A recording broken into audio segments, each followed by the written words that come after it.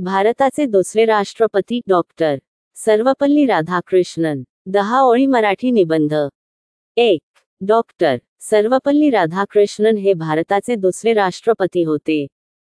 2. त्यांचा जन्म 5 सप्टेंबर 1888 रोजी तामिळनाडूमध्ये झाला. 3.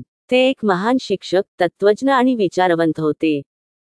4. त्यांनी आपले संपूर्ण आयुष्य शिक्षण आणि समाजसेवेसाठी समर्पित केले.